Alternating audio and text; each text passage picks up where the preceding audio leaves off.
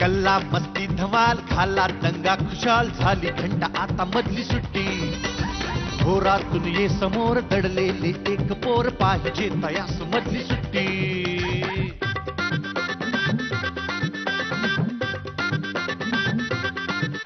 कसे रंग त्यांचे कसे गंध त्यांचे विचारून घ्या या फुलांना जरा नको सारखी शिस्त आणि पहारे मुलांना ती द्या ना मुलांना जरा किलबिल त्या पाखरास वाऱ्यावर वाहण्यास देत जाई पंख मधली सुट्टी घोरातून ये समोर दडले एक पोर पाहिजे तयास मधली सुट्टी मधली सुट्टी. आपल्याकडे काय मुलींनी म्हणजे घर सजवावं स्वयंपाक करावा आणि त्यांचं रक्षण त्याच्या भावानी करावं नवऱ्यानी करावं वडिलांनी करावं पण कदाचित असंही काळ येईल जेव्हा त्या आपलं संरक्षण करतील कदाचित यालाच म्हणू आपण परिवर्तन. आज आपण आलोय महाराष्ट्र एज्युकेशन सोसायटीच्या राणी लक्ष्मीबाई मुलींच्या सैनिकी शाळेमध्ये कासार आंबोली पिरंगुट तालुका मुळशी. कदाचित उद्या या होणाऱ्या सैनिक मुलीच आपलं रक्षण करतील आणि कदाचित यालाच आपण म्हणू परिवर्तन. बघूया या शाळेची काय गोष्ट आहे.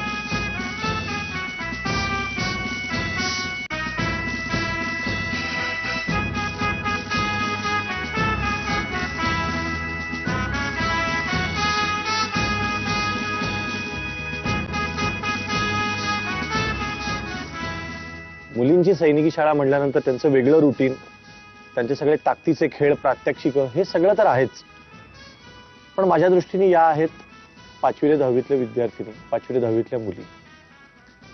विद्यार्थिनी म्हणून मुली म्हणून त्यांच्या डोक्यात आता काय काय चाललंय याच्याविषयी मला थोडी जास्त उत्सुकता आहे. तर या शाळेतली रत्न आपल्याला नक्की काहीतरी वेगळं सांगतील. आता माझ्याबरोबर 9वीतल्या 2 मैत्रिणी आहेत प्रणोती आणि हेमांगी. कशात तुम्ही? छान खूप छान. तुम्हाला एक सांग ना तू कुठल्या गावची आहेस? सांगली. तू? पुण्याचीच आहेस. तुमचं कसं ठरलं कुठल्या क्षणाला की आपण या शाळेत ऍडमिशन घेऊया? जेव्हा 4th स्टँडर्ड वार्षिक परीक्षा दिल्या त्यानंतर 5th मध्ये कुठे ऍडमिशन घ्यायचं मग सैनिकी शाळेविषयी जरा इन्फॉर्मेशन मिळाली मग स्कूल बघितली आवडली मग ऍडमिशन. कोणाला आवडली तुला का आई वडिलांना? मला माझ्या आई वडिलांना पण. तुझं काय हे मग तू काय ठरवलंस की या शाळेत यायचं? मी आधी MIT शाळेत होते पण माझी दीदी सुद्धा या शाळेत असल्यामुळे मला ही शाळा फार आवडायची. काय आवडायचं सगळ्यात? या शाळेत त्यांचे वेगवेगळे युनिफॉर्म्स असायचे म्हणजे आधीच्या शाळेपेक्षा संपूर्णपणे वेगळे. नंतर त्यांचे टीचर्स खूप छान बोलायचे त्यांच्या मैत्रिणी वगैरे. पण असा काय फरक वाटला का 4थी पर्यंतचं घरी राहणं आणि इथे हॉस्टेलला राहून शिकणं सगळ्यात मोठा फरक काय वाटला? पहिल्या वर्षी खूप रडारडी झाली. रोज सकाळी उठलं की? नाही रोज नाही जेव्हा पत्र यायची तेव्हा. पुण्यातल्या पुण्यात पण पत्र यायची? किती गोड. कोण लिहायचं पत्र का जास्त? पप्पा. हो किती गोड माणूस आहे आपल्या मुलीला पत्र लिहित असणाऱ्या आत्ताच्या काळामध्ये. काय लिहायचे पत्रात ते? कशी आहेस घरी तुझी फार आठवण येते मग शाळेत अभ्यास कर गोंधळ करू नकोस. तू काय लिहायचीस पत्रात उत्तर? मी बरी आहे. मग इकडे काय काय झालं, आज आम्ही कुठे गेलो होतो वगैरे. घरची कुठली गोष्ट सगळ्यात मिस करतेस तू, की ही गोष्ट मला सतत आठवते आजही? 4-5 वर्ष झाली तुला या शाळेत ना. आईच्या हातचं जेवण. काय आवडायचं का सगळ्यात आवडतं? आता पहिली फरमाईश काय असते घरी गेल्या गेल्या सुट्टीत? काही हे करा. भेंडीची भाजी. हाय हाय. तुझं का? मी टोमॅटोची भाजी. तुला आठवण बिठवण येते ना? येते कधी कधी. कधी कधी असं कसं झालेलं? स्कूलच्या रुटीन मध्ये एवढे बिझी असतो की आठवण काढायला वेळ नसते. तू तू खरंच मिलिटरीतलीच वाटतेस मला, आत्ताच वाटते तुझ्या चेहऱ्यावर. काय पुढे प्लॅन आहे? FMC मधून MBBS करायचं, डॉक्टर व्हायचं आणि लेफ्टनंट कर्नल. सगळं ठरलेलं आहे. बरं, या शाळेतली अशी कुठली गोष्ट वाटते जी बाकी महाराष्ट्रातल्या कुठल्याही शाळेत मुलांना मिळतच नाही, जी इथेच तुम्हाला मिळते? मिलिटरी ट्रेनिंग इथलं सगळं. आणि अशी कुठली गोष्ट आहे जी इतर शाळेत आहे जी तुम्हाला वाटतं की ही आम्हाला असती तर फार मजा आली असती? मला तरी अशी नाही वाटत. या शाळेत उलट जास्त वाटतं. असं वाटायचं आधीच्या शाळेत पण असं असतं तर तिथे पण अजून मजा आली असती. तुला काय वाटतं का? हो, इथं येऊन अजून जास्त मिळालं. इथं अजून आम्ही गोंधळ वगैरे घालतो आधीच्या पेक्षा. हे तुम्हाला एक सांग, मग ही खूप दंगेखोर आहे ना? खूप खूप खूप जास्त? ही पण नाही नाही, ती वाटत नाही मला. नाही आहे. नाही. काय दंगा करतो हॉस्टेलला? गप्पा मारतो सगळ्यांना घेऊन, अंताक्षरी खेळतो. भूताच्या गोष्टी कोण सांगतो? मी सांगते. मी पण हॉरर पिक्चरचं आणि घाबरवता रात्री? रात्री. हो. बरं, ही तुम्हाला एक छान संधी आहे बरं का, की आईला एक एक निरोप सांगायची. कारण तुम्ही कधी महिन्यातनं एकदाच भेटता ना. हो. मग कॅमेऱ्यात बघा आणि जे काही निरोप सांगायचा आहे ना तो आईला सांगा की आई मी छान आहे, तू काळजी करू नको. दोघांना जे काही आई बाबाला निरोप सांगायचं सांगा. यावेळी 22 तारखेला येताना लवकर या. मी गॅदरिंग मध्ये डान्सला आहे. तुम्ही मला बघत असाल, मी आज फर्स्ट टाइम अशी कॅमेरा समोर आहे. छान आहे इथे सगळं. मी मस्त आहे, काळजी करू नये. किती गड. आणि आता माझ्याबरोबर 2 गुणी मैत्रिणी आहेत. एकीचं नाव आहे दीपंती आणि एकीचं नाव आहे पल्लवी. हाय. हाय. कशात तुम्ही? बरं, तुम्ही? मस्त ना. मी पण मस्त आहे. एवढी मस्त शाळा आहे तुमची. इतकं छान आवार कुठल्या शाळेत बघितलं नाही मी. तुम्ही बघितलंय का? नाही. हे मला एक सांग, तुमचे वेगवेगळे ड्रेस काय आहेत? मी नेव्ही प्लाटून मध्ये आहे आणि ही आर्मी प्लाटून मध्ये. पण तुम्ही असं निवडता वेगळं का असं काही? नाही नाही, आम्हाला क्लास वाईज सांगितलेलं असतं की हा क्लास आहे. कसं असतं, 5वी 6वी आर्मी, 7वी एअरफोर्स, 8वी नेव्ही आणि 9वी 10वी 11वी 12वी आर्मी असं असतं. अच्छा, 12वी पर्यंत तुम्ही आता इथे हा. शिकणार. तू कुठली आहेस? मी मुंबईची. कुठली मुंबईतली? मुंबईत विलेपार्ले. अरे वा. आणि तू? मी कोल्हापूर. कोल्हापूरला 4थी पर्यंत होतीस ना? हा. मग कोल्हापूरमधली कुठली गोष्ट इथे मिस करतेस ग? तिथली भाषा. का इथे फार शुद्ध बोलतात का सगळे? असं काही नाही, पण मला असं काहीतरी वेगळं जाणवलं. इथल्या भाषेमध्ये म्हणतात जाऊया की, असं नाही म्हणत कोणी. नाही. आणि इथं ना हो ना असं ना ना ना लावून बोलतात. पण आमच्या इकडं होय की तसं की असं बोलतात. आणि सगळ्याच भाषा छान असतात. हो, सगळ्याच प्रत्येक भाषा गावातली. असतात. तुला काय मिस करतेस ग? तू पण मुंबईची भाषा मिस करतेस? हो. मग महिन्यातनं किती वेळा पालकांना भेटता तुम्ही आई बाबांना? एकदा. महिन्यातून एकदा? हा. सगळ्यांचे पालक एका ठराविक दिवशी येतात का प्रत्येकाला एक नाही एक नाही दिवस नाही. आला? एका ठराविक दिवशी ठरवलेलं असतं की त्या रविवारी सगळ्यांची पॅरेंट्स मीटिंग, पालक भेट, त्या दिवशी भेटतात आम्हाला. ती भेट झाल्या झाल्या कसं वाटतं का की आता परत 1 महिना भेटणार नाही? का आता सवय झाली हळूहळू? आता सवय झाली. 5वी पासून इथे, 5वीत तर मी प्रत्येक पालक भेटीला रडायचे. डोळे मला घेऊन जा परत. हा. नाही, परत घेऊन जायचं नाही, पण एक की आता महिनाभर नाही भेटणार परत, सगळं वाईट वाटायचं. आई पण आता बाबा सवय झाली त्याच्यामुळे आता काही वाटत नाही. आता उलट होत नाही ना घरी गेल्यावर असं वाटतं की असं होतं. बरेचदा. कारण इथं आम्ही एवढे बिझी असतो, म्हणजे प्रत्येक ऍक्टिव्हिटी करत असताना तिथं टीव्ही सोडून तर दुसरं फ्रेंडच नाहीये. आणि घरी गेल्यावर असं वाटतं की ही काय कामच नाही. बरं, घरी गेल्यावर बरेच दिवसांनी आले म्हटल्यावर आई बाबा पण बोलतात की नाही बस राहू दे, जास्त काही काम नको करूस. त्याच्यामुळे मग काही काम नसतं, मग कंटाळा येतो घरी. बघा, हे घरी बसून सगळी मुलं नुसती टाइमपास करणारी मुलं बघा, त्यांना काम नाही म्हणून घरी कंटाळा येतो. हे मला एक सांगा, आता सगळी तुमच्या वयाची जी सगळी मुलं मुली आहेत ते भयंकर सोशल नेटवर्किंग किंवा त्यांना आता शाळेपासून 7वी 8वी पासून सगळ्यांकडे मोबाईल असतात. 0% मोबाईलचा तर संबंधच नाही इथं. म्हणजे जो कोणीच नाही. नाही, कोणाकडेच नसतो. म्हणजे टीचर्सकडे वगैरे असतो, पण आमच्या मुलींमध्ये कोणाकडेच नसतो. अलाउड नाहीये स्कूलमध्ये. चांगली गोष्ट वाटते का वाईट वाटते? चांगलं चांगली. वाटते. आणि इंटरनेटवर किती टाइमपास करता? टाइमपास अजिबात करायचा नाही. प्रश्नच नाही. कारण आम्हाला आठवड्यातून कम्प्युटरवर मिळतात 2 तास वगैरे मिळतात, पण त्यावेळी आम्हाला म्हणजे आमचे काही हे आपले प्रॅक्टिकल्स वगैरे जे असतात तेच करायचे असतात. त्यामुळे कधी आम्ही गप्पा वगैरे इंटरनेटवर कधी समजत नाही. मग घरी जाऊनच जे काही असेल ते. आता तुम्ही खूप वेगळं आयुष्य जगताय हो की नाही इतर मुलांपेक्षा, तर तुम्हाला असं वाटतं का की तुम्ही जेव्हा परत घरी जाता तेव्हा तुम्ही 5वी इथे जेव्हा आलात तिथे जे तुम्हाला असं अपेक्षा होती की आता आपण सैनिकी शाळेत जातोय तर काहीतरी वेगळं जग दिसेल, तिकडे गेल्यावर परत तसंच जग आहे, अजून काही बदललं नाही, माणसं काही बदलली नाही, मुलींकडे बघायचा दृष्टिकोन अजून तसाच आहे की मुलींनी फक्त आपला स्वयंपाक करावा, नोकरी करून घर सांभाळावं, एवढाच दृष्टिकोन आहे का लोकांचा पण आता बदललाय? तुम्हाला काय वाटतं? तसा म्हणजे जसं पूर्वी होतं तसा तरी असं ऍटिट्यूड आता नाही राहिला. बरेच चेंजेस झालेत प्रत्येकामध्येच, सगळ्यांच्या attitude कोल्हापूरमध्ये तुला फरक जाणवतो? हो. Very good. तुला ग? मला तर अजिबात असं म्हणजे शाळेत यायच्या आधी असं कधी वाटलं नव्हतं की मुलींसाठी फक्त घर स्वयंपाक वगैरे एवढंच लिमिटेड असेल. कारण मम्मी बाबा मला प्रत्येक गोष्टीत सांगायचे की नाही हे आहे ना काय होतं कर, हे कर, सगळं कर, जे जे मिळतंय सगळं करून घे. क्या बात आहे. त्या मम्मी पप्पांना सॅल्यूटच करायला पाहिजे आणि सगळ्यांनी असं करायला पाहिजे. असं नाही वाटत तुला आई वडिलांनी मुला मुलींना की तुला काय वाटतंय मनापासून ते कर? हो ना. Very good. आज खूप चांगली संधी आहे तुला, तुम्हाला दोघींना की आपापल्या आई बाबांना निरोप सांगायची डायरेक्ट कॅमेऱ्यातून, टीव्हीवरच. तर जे तुम्ही आतापर्यंत सांगितलं नाही ना, जे तुम्हाला आई बाबांविषयी खूप वाटतं, पण असं होतं ना की आपल्या जवळच्या लोकांना आपण सांगूच शकत नाही. आता काय आई वडील तुमच्यासाठी काय आहेत किंवा तुम्हाला काय निरोप सांगायचं? 2 वाक्यामध्ये काय निरोप सांगशील त्या कॅमेऱ्यात बघून सांग. आई मी त्या दिवशी तुझ्यावर फार चिडचिड केली होती की मला हा ड्रेस नाही घालायचा. तुम्हाला सांगत होते की पहिले मी तो ड्रेस घाल, तू व्यवस्थित दिसतेस, पण मी तुझं ऐकलंच नाही आणि तुझ्याशी मी फार चिडचिड केली तुझ्यावर. आय एम सो सॉरी आणि मी तुला फार मिस करते. घरी गेल्यावर तुम्ही मला नेहमी सांगता की हे कर ते कर, तेव्हा कधी कधी मला वाटतं की का मला सारखं सारखं सांगतात, पण जेव्हा मी इकडे येते तेव्हा मला कळतं की नाही आई बाबा सांगतात ते खरंच बरोबर होतं, त्याचा मला आता इकडे उपयोग होतो. थँक्यू. आणि आता माझ्याबरोबर 2 छोट्या मैत्रिणी आहेत 5वीतल्या, देशना आणि मानसी. कशात तुम्ही दोघे? बरे. पण मला सांग, इथे ना तू घरी अशी मस्त 4थी पर्यंत कुठे होतीस तू? कोल्हापूरला का? नाही मुंबईला होते 4थीला. कुठल्या गावात ग? मुलुंड मध्ये होते.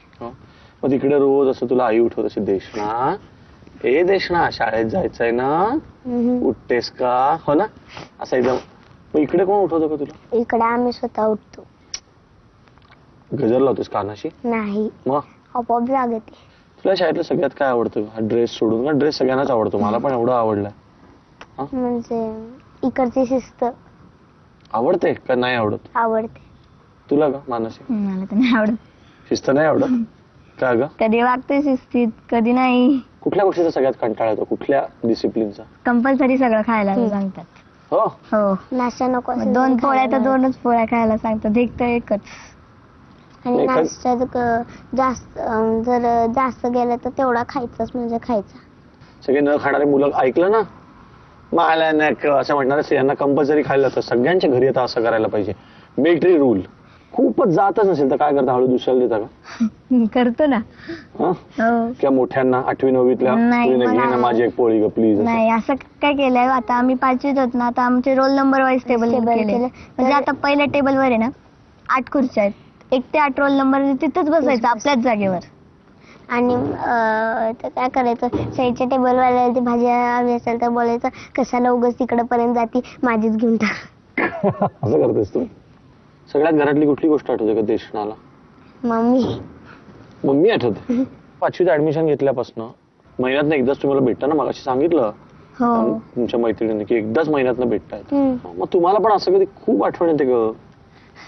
आधी यायची पण आता जर रडलो ना, मुली सगळ्याच असतात मग शांत करायला. मग कुणी जोक सांगेल, कुणी मग त्यांच्यात रमून जाते मग आठवण. बरं तू मोठेपणी कोण होणार आहेस? मला नेव्ही ऑफिसर. तू ग? एअरफोर्स. आणि काय होणार पुढे? पायलट होणार. बरं एक आपण गंमत करूया, तर ह्या कॅमेऱ्यात बघा, तू आधी बघ आणि ना आई बाबांना तुला मनमाडला काही निरोप सांगायचा असेल ना, कारण ते बघणार ना आता टीव्हीवर. 2 वाक्यामध्ये काय निरोप सांगशील त्या कॅमेऱ्यात बघून सांग. आई तू इथे मला करमतंय व्यवस्थित, तुझी मला सांगायची आता कधी कधी तुझी आठवण येते मला, पण काय नाही राहून जातो आम्ही मिसळून. माझा अभ्यास चांगला झालाय, परीक्षेत पण आहे मी बरोबर. तुला ग? मम्मी तुम्हाला जे जे खायला देतेस त्या सगळ्या पदार्थांची खूप आठवण येते. तुम्ही मुलं जशी स्वप्न बघतात तसे तुमचे आई वडीलही बघतात आणि त्यांना ती स्वप्न पूर्ण करण्यासाठी जर कर्ज हवं असेल तर SBI इन्शुरन्सच्या काय खास टिप्स आहेत आपण बघूया.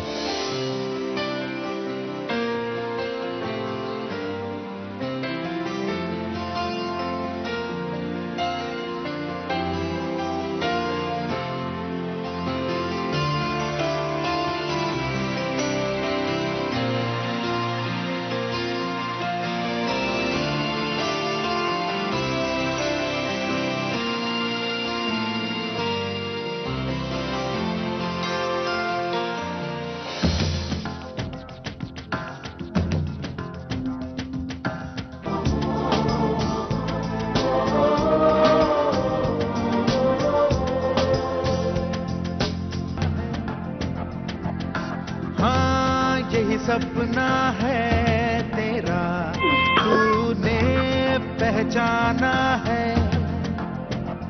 तुझे अब ये दिखाना है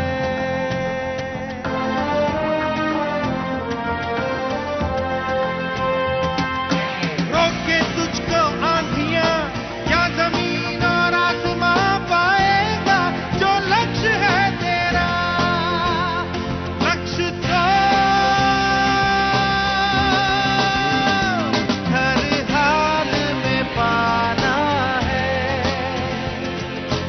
तर आता मुलींना मी तुम्हाला एक गोष्ट सांगणार आहे, पण आता ही गोष्ट आहे ना ती मी तुम्हाला त्या गोष्टीच्या 80% पर्यंत मी सांगणार आणि बघूया तुम्हाला गोष्टीचा काय शेवट सुचतोय. तर एका घरात आई आणि 2 मुलं असे राहत असतात. हे दोघं भाऊ आहे ना स्वभावाने एकदम वेगवेगळे असतात. म्हणजे एक असतो तो शांत असतो, त्याचं वाचनात लक्ष असतं. दुसरा नेहमी ना व्यायाम करत असतो, बॉक्सिंगची प्रॅक्टिस करत असतो, रनिंग करत असतो. दुसरा उठून योग करत असतो. 2 भावांमध्ये एकदम फरक असतो. तुमच्यामध्ये पण फरक असतो की नाही आपल्या बहीण भावांमध्ये. जसे जसे मोठे होतात त्यांचं वाचन पण वेगवेगळं असतं. कोणी एकदम गौतम बुद्धाच्या गोष्टी ऐकतं, विवेकानंदांच्या गोष्टी वाचत असतं. कोणी एकदम सगळ्या त्याला कुस्तीच्या गोष्टी, युद्धाच्या गोष्टी अशा वाचायला आवडत असतात. दोघंही असतात खूप गुणी, खूप सुस्वभावी, चांगली मुलं असतात दोघंही. ते जसे 16 वर्षाचे होतात त्यांना एक लक्षात येतं दोघांनाही की आपल्या गावात ना फार भांडणं होतात. फार जे बलवान लोक असतात ते दुर्बलांना मारतात, छोट्या छोट्या गोष्टींना मारामाऱ्या होत आहेत, भांडणं होत आहेत, लोक एकमेकांचा द्वेष करतायत. आणि मग दोघं जण आईसमोर उभे राहतात आणि म्हणतात की आम्हाला याच्यासाठी काहीतरी करायचंय. तर आई आधी एका भावाला विचारते तुला काय करायचंय.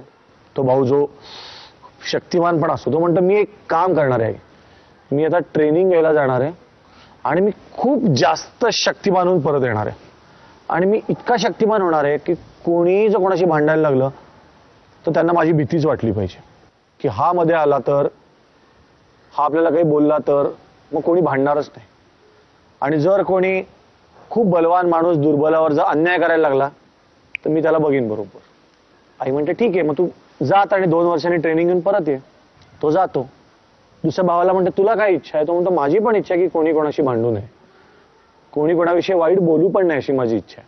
आई म्हणते तू काय करणार आहेस. तो म्हणतो मी काय करणार आहे माहिती आहे, मी आपल्या गावातल्या प्रत्येक माणसाला समोर बसून द्यायची गप्पा मारणार आहे, त्याला विचारणार आहे की तुला काय त्रास होतो, तू का चिडतोस, तू का भांडतोस, तू का मारामारी करतोस. मग मी त्यांना चांगल्या चांगल्या ऋषींच्या गोष्टी सांगणार, चांगली सुभाषितं सांगणार, त्यांचं मन शांत राहील असा प्रयत्न करणार, त्यांना योग शिकवणार. आई म्हणते ठीक आहे तू पण प्रयत्न करून बघ. 2 वर्ष हा याच्या कामाला लागतो, प्रत्येक माणसाला वेगळा भेटतो, त्याशी गप्पा मारतो, त्याचं मन शांत ठेवायचा प्रयत्न करतो. आणि हा दुसरा सर्व फुल ट्रेनिंग, घोडा, बंदूक, धनुष्य, गदा, बॉक्सिंग, कराटे सगळ्याचं ट्रेनिंग घेऊन हा परत येतो. दोघं भाऊ परत आईसमोर उभं राहतात आणि म्हणतात काय आता आम्ही तयार आहोत, आम्ही दोघांनी खूप प्रयत्न केलेला आहे. एक म्हणतो मी तर लोकांच्यात मिसळून खूप प्रयत्न केलाय आणि दुसरा म्हणतो मी आता पूर्ण तयारीने आलोय इथे. आता आपण बघूया आपलं गाव काय करतंय. तर पुढे काय होतं कोण सांगेल.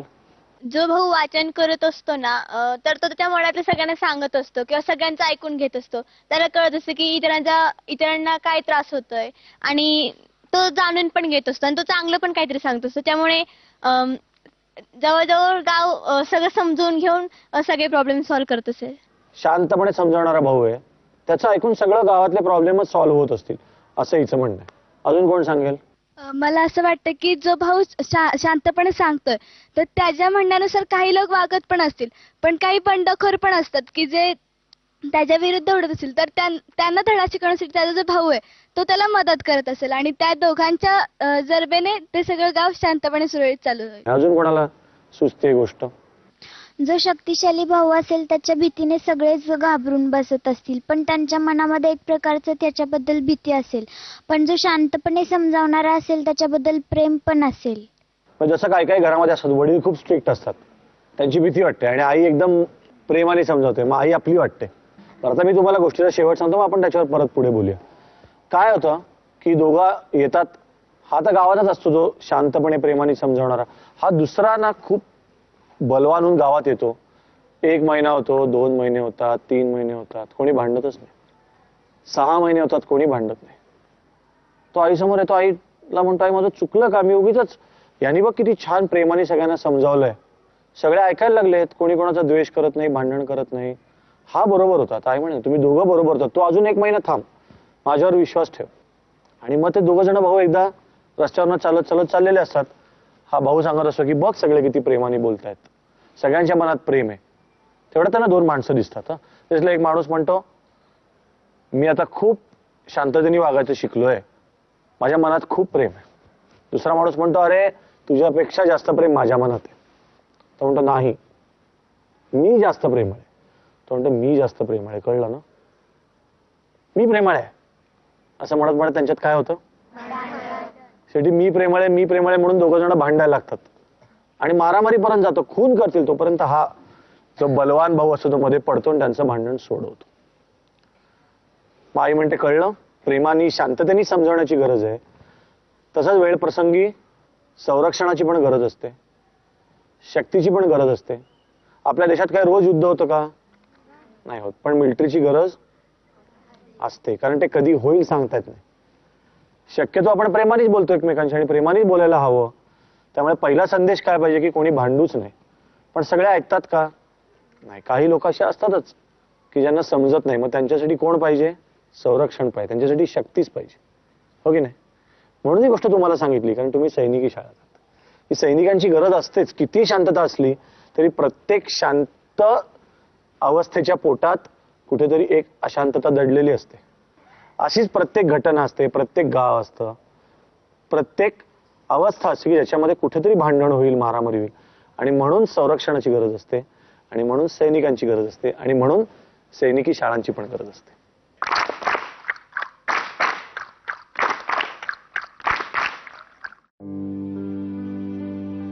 पुन्हा एकदा मस्त गावे, हसावे, झुलावे, खुलावे, किती वाटते उतरून ओझे वयाचे चलारे, पहा कोवळे ऊन बोलावते. वर्षांचे पूल आज ओलांडून ये आल्याड, घे तुला हवीच मधली सुट्टी. अगदी वेगळ्या वाटेवरून चालणारा माझा एक बालपणापासूनचा मित्र, ज्यांनी लहानपणापासूनच एक वेगळा ध्यास घेतला, वेगळ्या वाटेवरून चालत राहिला आणि आज खरंच अशा मुक्कामावर येऊन पोहोचला की आपल्याला सगळ्यांनाच त्याचा अभिमान वाटतो. आज मधली सुट्टीमध्ये माझा अत्यंत जवळचा मित्र आणि प्रसिद्ध गायक पंडित संजीव अभ्यंकर. हाय संजीव. हॅलो. कसा आहेस तू? मस्त. आज आपण शाळा, जेव्हा तुझे शाळेतले दिवस असं म्हटल्यानंतर काय हायलाइट्स आठवतात शाळेत? माझी शाळा सगळ्यात मोठा कार्यकाळ जो माझा गेला तो नूतन मराठी विद्यालयामध्ये. मी 2-3 शाळा बदलल्या, पण 5वी ते 10वी नुमवीमध्ये. आणि या शाळेचं एक वैशिष्ट्य असं की एक तर 125 वर्षाची परंपरा, आणि ज्या शिक्षण प्रसारक मंडळीच्या अंडर ही शाळा आहे ती नुमवीच्याच माध्यमिक शिक्षकांनी सुरू केलेली आहे. स्टेज जेव्हा शाळेने बांधलं तेव्हा पहिलं गाणं त्याच्यावर माझं साजरं. हे खरंच कितका मोठा योग आहे की एखाद्या वास्तूच्या पहिल्या स्टेजवर आपलं गाणं होणार, ही शाळेच्या. खूप गोड गोष्ट. आणि पंडित वसंतराव देशपांडे त्याच्या उद्घाटनाला आले होते आणि म्हणले की मी फॉर्मल उद्घाटन करतोय, पण आज खरंच संजूच्या सुरांनी त्याचं उद्घाटन झालं. ती फार एक प्रेमळ आठवण आहे माझ्या मनामध्ये. पण तरी मला असं वाटतं की तू कधीतरी दंगेखोर असशील. प्रचंड. म्हणजे मी माझ्या लहान शाळेमध्ये मी गेलो की चला रे संजय आला म्हणून पट्ट्या काढायचे लोक. आईला काळजी वाटली माझी की हा काय करतोय, म्हणजे हाणामारी सुरू. हे मला ऐकून खूप बरं वाटलं. आणि जर सगळ्या आपल्या छोट्या मित्रांना पण बरं वाटेल की काय असं आपल्याला जनरली असं वाटतं की पुढे खूप जे सॉफ्ट स्पोकन आणि खूप शांत मृदू स्वभावाचे होतात ते लहानपणापासून तसेच असतात काय. पण मला वाटतं याविषयी डिटेल्स आपल्याला तुझ्यापेक्षा तुझे मित्र जास्त सांगू शकतील. आपण मित्रांना बोलूया. खूप गुणी नुमवी इथे एकत्र जमलेत. मला वाटतं संजू तू आधी ओळख करून दे मला पण आणि आपल्या ऑडियन्सला. अजित बेलवलकर हा प्रसिद्ध डेव्हलपर पुण्यामध्ये. मिलिंद चिंत्रे स्क्रिप्ट रायटर आणि ऍक्टर, तुम्ही त्याला बघता सगळे झी मराठीचे. विजय लिमे सिव्हिल लॉयर आहे आणि Gopal Harsule is cost accountant plus CS आणि शेअर ब्रोकर, यशस्वी शेअर ब्रोकर आहेत ते साहेब. इतकी यशस्वी माणसं एकत्र मधली सुट्टीमध्ये सगळ्यांचं स्वागत आहे खूप. मी संजूशी याच्याविषयी बोलवतो की शाळेपासून त्याचं जे पक्क होतं डोक्यामध्ये असं फार क्वचित असतं की इतक्या लहानपणापासून ठरलंय आणि ते सक्सेसफुल पण होणं पुढे जाऊन. तर तुम्हाला आठवतं ते दिवस की जेव्हा त्याची पक्की नजर गाण्यावरच होती? मला एक अगदी रिमोटली असं आठवतंय की तेव्हा आमच्याकडे इंग्लिश मिडियम नुकतं आमच्या शाळेने सुरुवात केलं होतं. तर ह्याला संजूला तर खूपच छान मार्क होते 7वीत 8वीत जाताना. पण आम्ही जेव्हा त्याशी बोललो की अरे तू इंग्लिश मिडियम सोडून मराठी मिडियमला का गेलास, तर तो म्हणला की अरे मला इंग्लिश मिडियम मध्ये जर मी आलो तर मला त्याला वेळ द्यायला लागेल. आणि मला 10वी झाल्या जसराजांकडे शिकायला जायचंय. आणि मग ही 2 वर्ष माझी रियाजाची त्या शिकण्यामध्ये थोडाफार फरक पडेल. म्हणजे मला असं सांगायचं की त्या वयामध्ये इतका तो फोकस्ड होता आणि त्याला एक्झॅक्टली आपल्याला काय करायचंय पुढे ह्याच्याबद्दलचा पूर्ण एक त्याचा अभ्यास झालेला होता. कारण आज आम्ही वेगवेगळ्या क्षेत्रामध्ये आहोत, परंतु आमचं त्या पॉइंट ऑफ टाइमला किंवा आम्ही जेव्हा लहान होतो तेव्हा ह्याच व्यवसायात नक्की यायचं असं काही असं फिक्स नव्हतं. तर त्याचं ओरिएंटेशन जे आहे ते साधारणतः 11व्या-12व्या वर्षीच कन्फर्म होतं. म्हणजे तो जो स्वभाव त्याचा आहे हा. मला वाटतं संजय आई बाबांचा पण खूप मोठा वाटा होता की त्यांनी एक लहानपणापासून तुझं जे तिथे फोकस पूर्ण आणि तुला पूर्ण सपोर्ट देणं. हो, आणि त्यांनी मला सांगितलं होतं कारण स्पष्टपणे की तुझा एक वेळ अभ्यास झाला नाही तरी चालेल पण रियाज चुकला नाही पाहिजे. क्या बात आहे. कारण हे खूप महत्वाचं मुद्दा आहे ना. सगळं डिसिजन त्यांचा होता. फक्त मी काय असं कौतुकाने म्हणतो की they betted on a right horse. Absolutely absolutely. आणि I will keep on betting on that horse हेही नक्की आहे. एक दुसरीकडे मुद्दा येतो की तो फोकस्ड आणि खूप म्हणजे जसं म्हणतो ना आपण की मेटिक्युलस, की आजही आपण सुरुवातीला एपिसोडच्या संजूचे सगळे फोटो लहानपणापासून बघितले. इतके फोटो खूप कमी लोकांकडे उपलब्ध असतात शाळेपासून.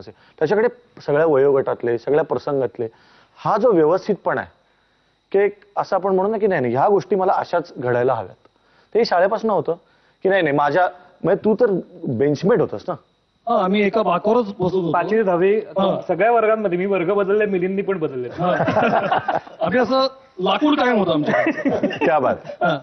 नाही पण एक बेंचमेट म्हणून तुला, कारण ज्या आयुष्यात गोष्टी पुढे जाऊन कुणालाच कळणार नाही अशा फक्त बेंचमेटला माहिती असतात की हा माणूस खरा किती खोडकर आहे, किती मिश्किल आहे. एकच सांगू का, मी विनोद करतो ते आता हा माझ्या बरोबर नाहीये म्हणून करतो. हा शाळेत माझ्यापेक्षा जास्त विनोद करायचा, सर्व थरातल्या लोकांना आवडतील असे विनोद अत्यंत उत्तम पद्धतीने प्रेझेंट करायचा, अत्यंत वात्य होता. याच्या घोड्यांचा मार अनेकदा मी खाल्लेला. कारण तो चेहऱ्यावरनं एक काय माहितीये का, एक तर आमच्या दोघांच्या चेहऱ्यात खूप साधर्म्य आहे आणि एक साधर्म्य आहे कायम खोडी गेली की आम्हाला लोक म्हणतात की बघ तू आधी तिकडे थांब कारण तू त्याच्यात नसणार. नाही हा स्टार विरोध होता ना, ह्यानी काही कसेही वागावे आणि आमच्यावर यावा ही त्यावेळेला महाराष्ट्रात परंपराच होती. आता मला खरं पुण्यातल्या नुमवीतल्या मुलाचं की गुन्हा यांनी करावा आणि आळ आमच्यावर यावा. पण हे म्हणजे खोडकरपणा आणि हे सगळं झालं, पण ह्याच्यात शाळेतला परफॉर्मन्स म्हणून की कारण काय असतं की हा काही शाळेपासून त्याचं क्लासिकलकडे खूप कॉन्सन्ट्रेशन होतं वगैरे हे सगळं झालंच. पण शाळेत शेवटी सगळीच मुलं त्या काळातली फिल्मची किंवा ती तेव्हा जी काही डोक्यात असतात गाणी ती म्हणतात. तुम्हाला आठवतंय असं गाणं? तात्यासाहेब बच्चन यांचा एक सिनेमा होता 2 और 2 5, त्याच्यामधलं तूने अभी देखा नाही देखा तो जाना नाही हे गाणं यांनी इतकं जबरी म्हणलं त्या दिवशी मला वाटलं हा खरंच गायक दिसतोय.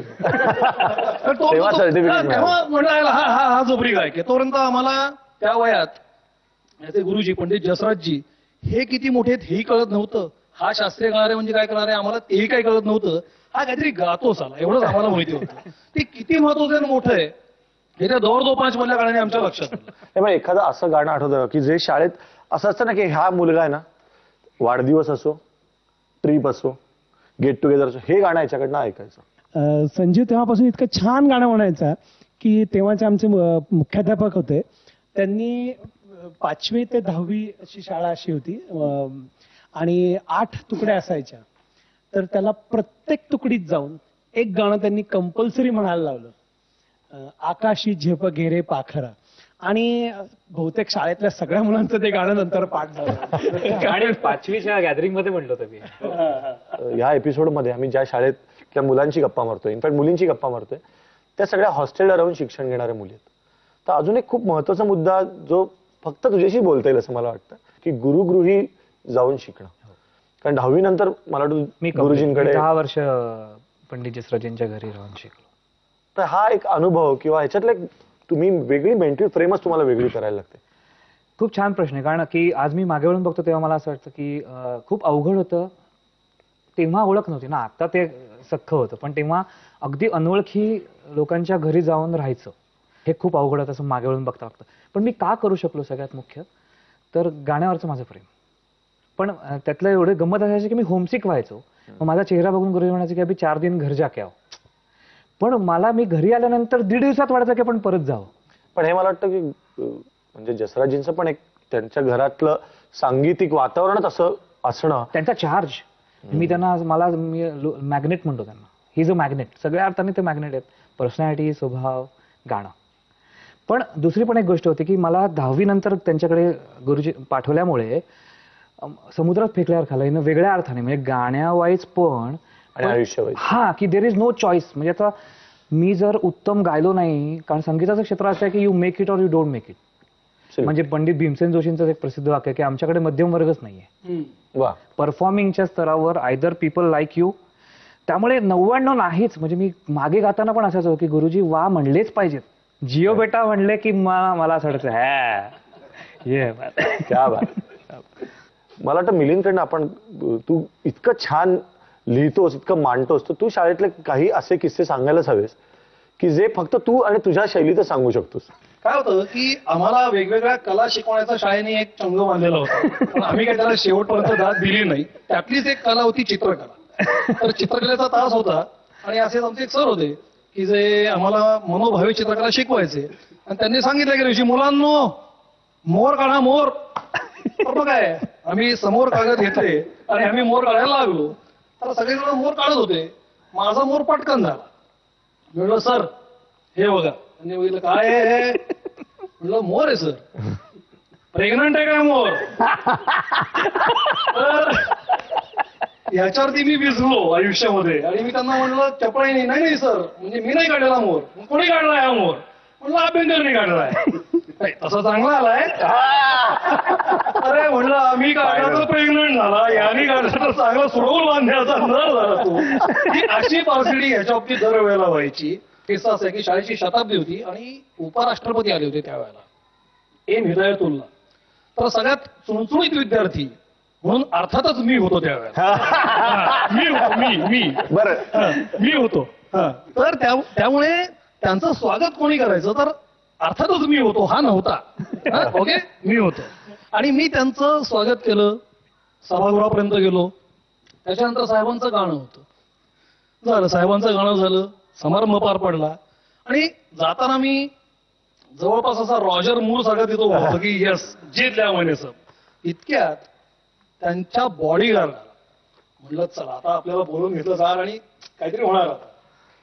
त्यांनी संजीव अभ्यंकरांना बोलवून दिलं. उपराष्ट्रपतींनी यांना बोललं होतं. त्याच्यामुळे जो एक मला वाटत होतं की आता आपलं काहीतरी कौतुक होईल, उद्या पेपरात फोटो होईल, किमान शाळेतले 4 स्टुडंट्स काहीतरी बोलतील, शिक्षक. पण तो सुद्धा आनंद या माणसांनी ओरवून घेतला माझ्याकडे. सॉरी. पण मला आता खूप बरं वाटतं की संजयच्या बरोबर मी 6 वर्षांपैकी 5 वर्ष होतो. आमची मैत्री अजूनही शाबूत आहे. ती मरेपर्यंत राहील. आणि इतका चांगला इंटरनॅशनल सेलिब्रिटी माझ्या वर्गात होता याचा मला आता अभिमान वाटतो. त्याला आम्हाला कळत नव्हतं तो किती मोठा होणार आहे, काय होणार आहे. पण आता आम्हाला सगळ्यांनाच निश्चित आनंद होतो. क्या बात आहे. मगाशी जो उल्लेख केलास ना हिंदी गाणं, तर त्याने एकट्यानेच नाही, तुम्ही सगळ्यांनीच गावं अशी इच्छा, कारण सगळेच गुण येत रे. ती संधी जी तुला शाळेत नाही मिळाली नाही, काय होतं तुला सांगतो की हा थोडा घाबरट आहे. हा, माझ्यावर मैफिलीला बसताना त्याला जरा संकोच वाटतो, तो माझ्यासारखा गाऊ शकेल की नाही वगैरे. नाही आज बघूया आपण, आज बघूया, आज होऊन जाऊ दे. आज होऊन जाऊ. तूने अभी देखा नहीं, देखा है तो जाना नहीं, जाना है तो माना नहीं, मुझे पहचाना नहीं, दुनिया दीवानी मेरी, मेरे पीछे पीछे इसमें है जमा, झुमरिया के मेरे आगे आना नहीं, देखो टकराना नहीं, किसी से भी हारे नहीं हम, जो सोचे जो चाहे वो करके दिखा दे, हम वो है जो 2 और 2 5 बना दे. तूने अभी देखा नहीं, देखा है तो जाना नहीं. आणि आता इथे इतक्या हुशार हुशार मुली जमलेल्या आहेत एकत्र सैनिकी शाळेतल्या, तर आता माझ्या खरंच इतक्या गोष्टी मनामध्ये येतात की यांना काय विचारावं, कारण यांचं प्रशिक्षण, शिकण्याची पद्धत इतकी वेगळी आहे की आपल्या सगळ्यांच्याच मनात खूप प्रश्न आहेत. तुमच्या सगळ्यांच्या वतीने मी यांना काही काही प्रश्न विचारतो.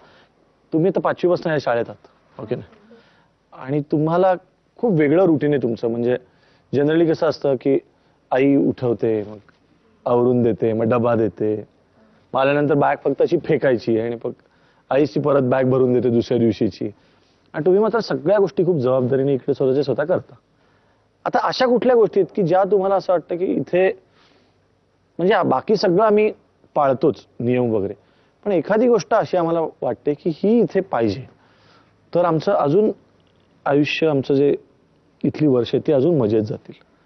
काय वाटतं, कोण सांगणार आहे पहिल्यांदा? आपण हिच्यापासून सुरुवात करूया. म्हणजे कधी कधी म्हणजे रोजचं रुटीनच खूप छान असतं, खूप विचार करून तयार केलंय, पण असं कधीतरी वाटून जातं की म्हणजे असं सांगितलंय की तुम्हाला रोज दर शनिवारी एक मूवी दाखवण्यात येईल, तर कधी कधी काहीतरी कार्यक्रम होतो किंवा काहीतरी, आणि त्याच्यामुळे ते कॅन्सल होतं. त्यामुळे खूप राग येतो की तुम्ही आठवडाभर सगळे वाट बघत असता की कधी एकदा आणि ते कॅन्सल होतं. मग मला हे होतं की मग आता काय. पण कसे पिक्चर बघता तुम्ही, म्हणजे देशभक्तीपर किंवा वॉर मूवीज का, असं काही? पण आता हे तुम्ही पिक्चर बघता, परत बाहेर तुम्ही जेव्हा जेव्हा सुट्टीत घरी जाता त्या तुम्ही बघता की आपल्या बरोबरीच्या इतर शाळेतल्या ज्या मुली आहेत त्या खूपच जास्त फॅशन्स मध्ये आता इन्व्हॉल्ड आहेत. म्हणजे स्पेसिफिक सगळ्यांचे, कोणी स्ट्रेटनिंग केलेलं असतं, कोणाचा ब्लंड कट असतो, आणि इकडे तुम्ही बघतो की सगळ्यांचे बॉयकटच आहेत बहुतेक जणांचे. याच्याशी तुम्हाला असं कधी वाटतं की नाही मला हे सगळं मान्य आहे, पण मला केस पण वाढवायचे? कोण याच्याविषयी बोलेल? मला एखादी पूर्ण बॉयकट असलेल्या मुलीशी त्याच्यावर बोलायला आवडेल. असं स्टेजमध्ये की आता आपलं शिकण्याचं वय आहे, तर मग हे सगळं न करता आपण आपल्या स्टडीवर पूर्ण लक्ष दिलं पाहिजे, आणि त्यात आपण सैनिकी शाळेमध्ये तर एकदम डिसेंट राहिलं पाहिजे. तर मग पण लांब केसवाल्या मुली काय इनडिसेंट असतात का? तसं नाही, किंवा त्या काय लक्ष केंद्रित करत नाहीत का अभ्यासात? लांब केसवाल्या मुली बोर्डात पहिलं पण येतात. तसं नाही, पण केसांकडे इकडे जास्त लक्ष दिलं जातं. मुली फार वेळ आरशासमोर घालवते. कोण घालवतं का इथे आरशासमोर जास्त वेळ? कोण आहे? चला. असं काही नाहीये की दिवसभरातला जास्तीत जास्त वेळ आरशासमोर थांबते मी. काही ज्या ठिकाणी जायचं असेल त्याच्या आधी आवरून जावंच लागेल. खरं तर या बॉयकटवाल्या मुली झोपेतनं उठतात आहे अशा पळत सुटतात, त्यांचं चुकीचं आहे खरं. बॉयकटवाल्या मुली आहेत अशा उठतात आणि झोपेत पळत सुटतात, अशात प्रॉब्लेम काय तुला? मला काही प्रॉब्लेम नाहीये, पण स्कूलचा रूल आहे की सगळ्यांनी बॉयकट करायचं. बरं, मग हिनी का नाही केला? रूलच नाहीये, असा रूल आहे. अजिबात नाही. बरं एक थांबा. आपल्यातच सैनिक भांडायला लागले तर कसं चालणार आहे? काय रूल आहे नक्की शाळेचा? शाळेचा रूल असा आहे की बॉयकट करायचा, पण 9वी पर्यंत. 9वी नंतर मुली केस वाढवू शकतात, आणि ज्यांनी कोणी वाढवले त्या व्यवस्थित राहतातही. त्याबद्दल म्हणजे प्रणतीचं जसं म्हणणं आहे की केस वाढवले नाही पाहिजेत, तर असं काही नाहीये की ज्या वाढवतात त्यांचे व्यवस्थित केस बांधलेले वगैरे असतात.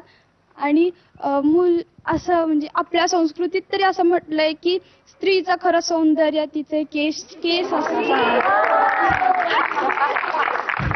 सैनिकी शाळेमध्ये आपल्या संस्कृतीमध्ये एक वाक्य ऐकून मला फारच वेगळं वाटलेलं आहे, पण आपल्या संस्कृतीत असं नक्कीच म्हणलेलं आहे की स्त्रीनी पण वेळ आल्यावर हातात शस्त्र घ्यावं, बरोबर आहे की नाही? मग मला एक सांगा की तुम्हाला असं वाटतं का की तुम्ही उद्या जर वेळ आली मिलिटरीत जाऊन तर तुम्हाला ऍक्च्युअल लढाईवर पाठवतील? सध्याच्या ह्याच्यामध्ये तरी आता म्हणजे बॉर्डरवर एखादी लेडी जाऊ शकत नाही. पण मिलिटरी जो आपली मिलिटरी आर्म फोर्सेस आहे त्यामध्ये स्त्रियांनी एंटर केलंय की तिथे स्त्रिया पोहोचलेल्या आहेत. पण कसलं कामं करतात? म्हणजे ऑफिसमध्ये राहून कोणाला जेवण मिळालंय, कुठलं कोणी पोस्टिंग आहे हे जर लिहायचं असेल तर बँकेतच का नाही काम करायचं असं मला आपलं वाटतं. मग तुमच्या याच्यात काय विचार आहे? तुम्ही याच्याविषयी काहीतरी बोलायला पाहिजे, आम्हाला काहीच माहिती नाही. ऍक्च्युली ना स्त्रियांकडे मॅनेजमेंट खूप छान आहे, त्यामुळे स्त्रिया मिलिटरीमध्ये ऑफिसर लेवलला काम करतात. त्या सैनिकांना चांगलं कंट्रोल करू शकतात, त्यांना योग्य ऑर्डर्स देऊ शकतात आणि त्यांना स्पेशली त्यांच्यात एक हे की गृह म्हणजे घर चांगलं सांभाळू शकतात, त्यामुळे त्या देश चांगला सांभाळू शकतात. टाळ्या. पण ही खूप खरी गोष्ट आहे. तर मला एक सांगा, तुम्हाला या शाळेत शिकत असताना जेव्हा तुम्ही सुट्टीत घरी जाता तेव्हा आता विशेषतः या ज्या 8वी 9वी 10वी 11वीच्या ज्या आता कॉलेजमध्ये जाणार आहेत त्यांना कुठले प्रॉब्लेम जाणवतात आता की नाही अजूनही म्हणजे जसं आपण म्हणतो की अगदी आपल्या रस्त्यावर जाताना पण मुलींची छेड काढली जाते, ईव्ह टीजिंग ज्याला म्हणतात, त्या गोष्टीपासूनच आपल्या इथे मुलींना प्रॉब्लेम आहेत. तुम्ही आता सैनिकी शाळेतल्या मुली तुम्ही फार वेगळं प्रशिक्षण घेतलेलं, तुम्हाला असं वाटतं की स्वसंरक्षण प्रत्येक मुलीला स्वतःला करता यायला पाहिजे? कोण बोलेल याच्यावर? मला असं वाटतं की खरं आहे, म्हणजे मुलींना देखील स्वतःचं संरक्षण स्वतः करता आलं पाहिजे. कारण एकतर कसं आहे माहितीये का, सगळं ठीक आहे पण स्वतः संरक्षण स्वतः करता आलं ना की आपण कुठल्याही गोष्टीवर विसंबून राहत नाही, त्यामुळे आपण स्वतः स्वावलंबी बनतो. आणि मला असं वाटतं की स्वतःचं संरक्षण स्वतःनी केलंच पाहिजे. असा तुमच्या प्रसंग झाला कधी 8वी 9वी 10वी आता तुम्ही कुठेतरी आहात आणि कोणीतरी बघितलंय की हा काहीतरी माणूस वेडारका वागतो आणि तुम्ही मध्ये घुसले? हो, माझी एक फ्रेंड चालली होती आणि एका माणसाने तिला बोलवलं आणि सगळं सुरू झालं. मी जाऊन त्याच्या मुस्काडात मारले आणि तिला सांगितलं की पुन्हा असं करू नको. Very good. टाळ्या वाजवा तुमच्या मैत्रिणी. आणि कोण सांगेल? एक मुलगी होती एनसीसी स्टुडंट, तर तिने रोडवर बघितलं की काही मुलं एका मुलीची छेड काढताय, मग तिने त्यावर ऍक्शन घेतली. मग त्या मुलांनी तिच्यावर ऍसिड फेकलं आणि मग पुढे हॉस्पिटलमध्ये वगैरे ते झालं. बट त्याच्यानंतर तिच्या फेसचं सर्वच गेलं होतं, म्हणजे पूर्ण जळालीच होती तिची स्किन. सो तिला समाजामध्ये अशी वागणूक देण्यात आली की तिनं गव्हर्नमेंटकडे असं हे केलं की मला इच्छा मरण द्या, बट त्यातही मिळाल्याने म्हणजे आपल्या समाजातही मुलींना अगदी सपोर्ट नाही मिळत असल्या गोष्टींमध्ये. कोणीतरी काहीतरी वेगळं करायला जावं मागे खेचलं जातं, मागेच खेचतात. बरोबर आहे ना? तुम्हाला आता सगळ्यांना अगदी आपण या शाळेतल्या तुमच्या असणाऱ्या बदलांच्या अपेक्षांपासून ते आपण तुमची एकूण आपल्या देशाच्या सुरक्षिततेविषयी काय मत आहेत सगळं ऐकलं. या पलीकडे तुम्हाला बाहेरच्या शाळेतल्या मुलींना तुम्हाला काय निरोप सांगायला आवडेल? मला असं सांगायचंय की या शाळेत म्हणजे सगळे शिक्षक आपण आई बाबा असं म्हणतो, पण जे आपले आई बाबा असतात त्यांना त्यांची तुम्ही आयुष्यभर म्हणजे काळजी घ्या. कारण की जेव्हा आपण आई वडिलांपासून दूर असतो तेव्हा आपल्याला त्यांची कमतरता जाणवते आणि आपल्याला त्यांची आयुष्यभर खूप गरज असते. पण मोठ्यापणी जेव्हा आपण काही म्हणजे कुठल्या पोस्टवर असतो तेव्हा कदाचित काहींना असं होतं की म्हणजे ठीक आहे आता आपण मोठे झालोत, आपण स्वावलंबी झालोत आणि ते आई वडिलांना सोडतात. तर माझं असं मत आहे की जे तरुण आता असं करतायत त्यांनी हे करू नये आणि आपल्या आई वडिलांना जपून ठेवणं खूप गरजेचं असतं. हे आमच्या सगळ्यांना आता कळून चुकले आणि आम्ही अशी चूक कधी करणार नाही, कारण आम्हाला त्यांची खूप गरज आहे. ही खूप छान बोलली की आई वडिलांपासून लांब राहिलं की जाणवतं की रोज अगदी छोट्या छोट्या गोष्टी आपल्यासाठी करणारी आई, अगदी सहजपणे आपल्याला सल्ले देणारे, आपले सगळे प्रश्न सोडवणारे बाबा हे आपल्या आयुष्यात किती महत्वाचे असतात. अगदी छोट्या छोट्या गोष्टींपासून आपण चर्चा सुरू केली की बॉयकट असावा का केस वाढवावेत. मला असं वाटतं हा प्रश्न इतका महत्वाचा नाहीच आहे, कारण या ज्या विचारांनी चालतायत, जो वेगळा विचार घेऊन शाळेमध्ये वाढतायत ही फार महत्वाची गोष्ट आहे. प्रॉब्लेम आहे तो आपल्या सगळ्यांमध्ये, कारण आपल्या डोक्याच्या आतली जळमट वर्षानुवर्षे तशीच आहेत. ती जर दूर केली नाहीत तर यांना आपण पुढे जाऊच देणार नाही आणि मग असा दिवस येणारच नाही की या आपल्या रक्षण करतील. पण मला अशी आशा आहे की आपणही कुठेतरी वेगळा विचार करू आणि असा दिवस येईल जेव्हा या आपल्या सगळ्या जण संरक्षण करतील आणि आपण यांना सलाम करू. मित्रांनो, आज 21 डिसेंबर म्हणजे बरोबर 4 दिवसांनी 25 डिसेंबरला नाताळचा सण ख्रिसमस. सगळ्यांना नाताळच्या खूप खूप शुभेच्छा. मेरी ख्रिसमस. आणि आता आजचं होमवर्क, आपण असं म्हणतो ना की ख्रिसमसच्या काळामध्ये सांता क्लॉज येऊन आपल्या उशाशी काहीतरी छान ठेवून जातो, काहीतरी भेट देऊन जातो. पण मला कायम असं वाटतं की प्रत्येकाच्या घरी सांताक्लॉज असतोच. कधी आजोबांच्या रूपाने, कधी आजीच्या, कधी बाबांच्या, कधी एखादा मामा काहीतरी घेऊन येतो, कधी आपला एखादा मित्र असतो, कधी एखादे शिक्षक असतात. तुमच्या आयुष्यात कोणीतरी सांताक्लॉज असेलच. माझ्या आयुष्यातला सांताक्लॉज हाच आहे. यावेळचा होमवर्क लिहून पाठवा आमच्या या पत्त्यावर. मधली सुट्टी 135 continental building, doctor Annie Besant road, Worli, Mumbai 400018. मधली सुट्टी @ZNetwork.com, झी मराठी @ZNetwork.com.